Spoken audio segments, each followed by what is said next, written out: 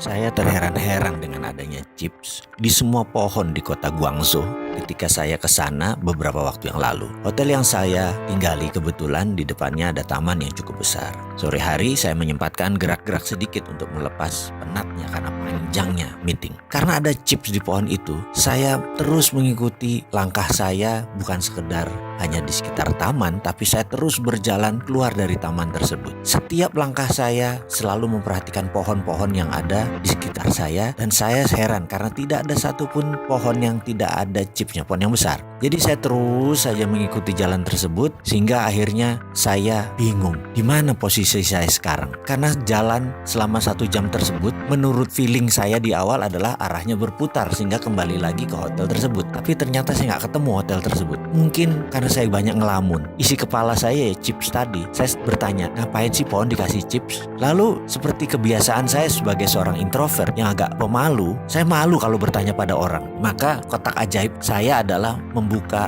Google Map sebagai solusi mencari jalan kalau saya lagi lost kayak saat itu. Saya pencet Google Map, yang terjadi adalah dia cuma muter-muter roaming. Saya baru sadar bahwa ternyata Google itu dikendalikan di Cina. Emangnya seperti di Indonesia search engine asing yang berkuasa. Kalau di Cina ya produk mereka sendiri yang berkuasa. Jadi karena saya nggak punya Baidu Map, ya sudah, akhirnya saya terpaksa tanya orang. Saya pun memilih bertanya kepada seseorang yang duduk di tepi jalan lagi sambil menikmati udara sore yang sejuk. Penampilannya kasual, dan saya pun bertanya, "Excuse me, could you please guide me to my hotel, the Saint Regis? I'm sorry, I'm kind of lost," saya bilang begitu. Dia menatap saya dan berkata, "Do you want to go from west side or from east side?" Saya terperanjat dengan bahasa Inggrisnya yang fasih, dan saya menjawab dengan cepat adalah, "Terserah, yang penting cepat," saya bilang begitu. Lalu dia menunjuk gedung putih yang agak jauh tepat di depan saya, di mana ternyata itu adalah sisi belakang hotel tersebut. Namun karena tertutup pohon yang besar, logonya tidak kelihatan. Saya mengucapkan terima kasih sambil memuji bahasa Inggrisnya yang fasih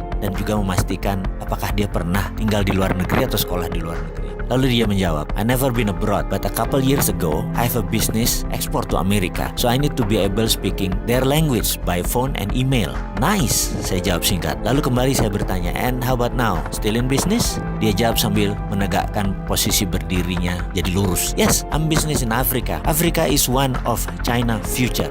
Very good prospect there for China." Sambil mendengar perkataan tersebut, saya mengucapkan terima kasih yang dijawabnya dengan hanya lambaian tangan. Kepala saya bertambah 2 masalah sekarang. Chip di pohon dan Afrika akan menjadi next China. Kok jauh bener ya mereka itu mikirnya. Sementara Indonesia mikirnya politik dalam negeri yang cakar-cakaran terus. Kapan ke Afrikanya?